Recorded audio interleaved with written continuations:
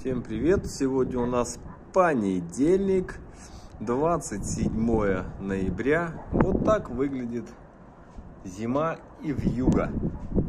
Река Охта вся во льду теперь.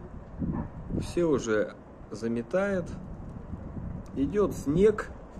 Полноценная зима. Охта во льду. Вот такая метель. Да, хорошо метель идет.